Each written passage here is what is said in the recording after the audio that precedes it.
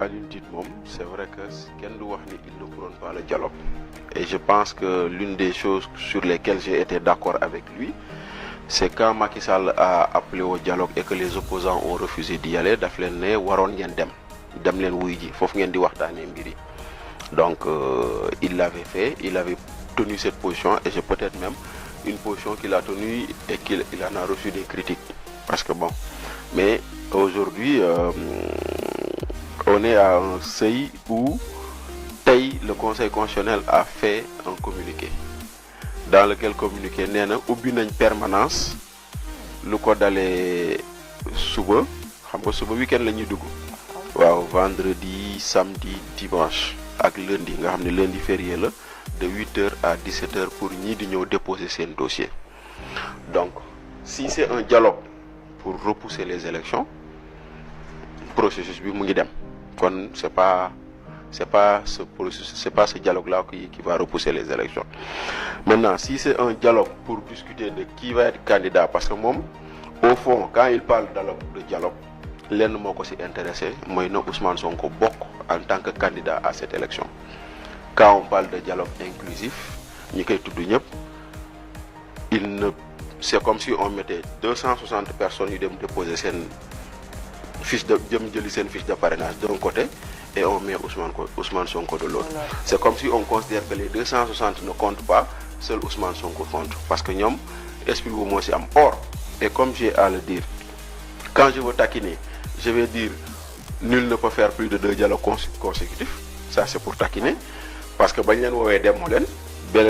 je ne veux pas taquiner, je vais dire qu'aujourd'hui, qui va bok ak qui va bok élection, du Bachir Fofana, du Biba, du Paldi, du Pape Demba, du Ken, loi la.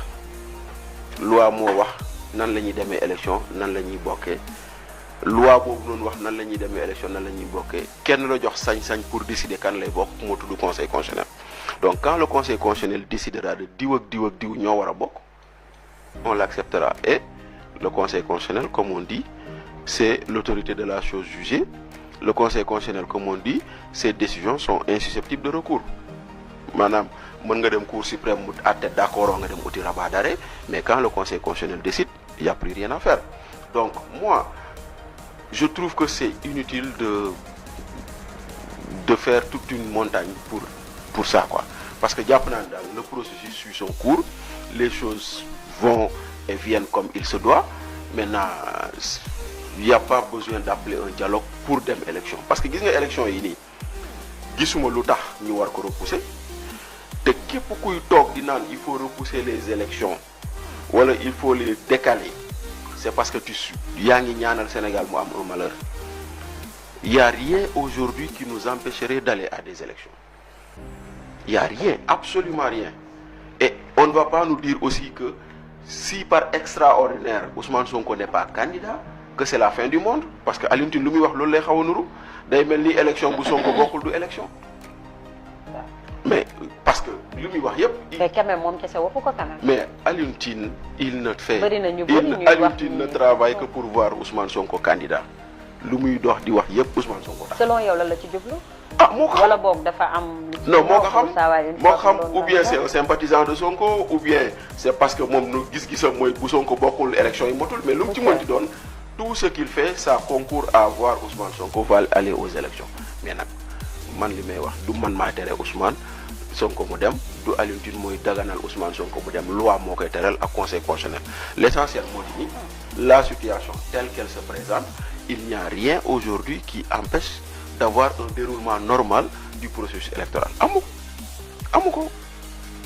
Le processus électoral se déroule normalement, les gens vont déposer leur caution, ñu ko wara déposer xolal d'ailleurs.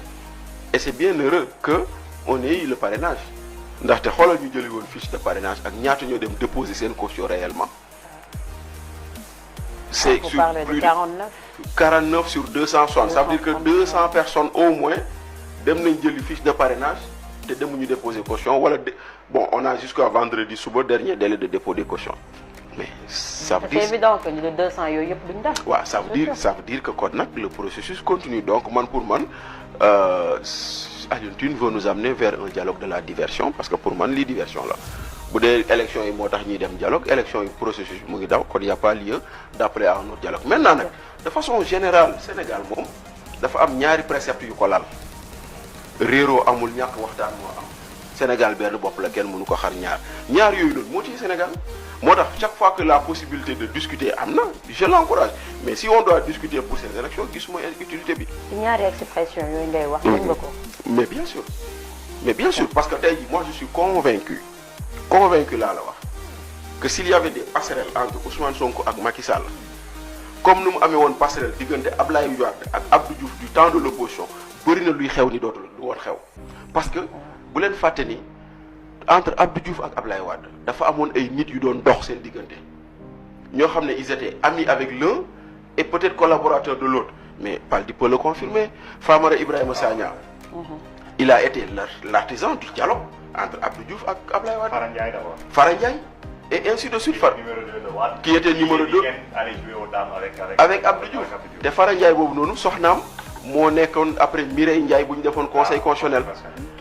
Sibeth Ndiaye bii nga gis ministre en France Fara Ndiaye mooy papam donc ça veut dire que am na loo xam ne amoon na fii si c'est la fille à Mireille Ndiaye donc loolu noonu mooy mbir yooyu noonu nga xam ne les gens xamoon nañ ko donc xëy na bu fekkoonte ne réeroo amul ñàkk waxtaan boobu noonu nekkoon na fi xëy na lu bëri du am.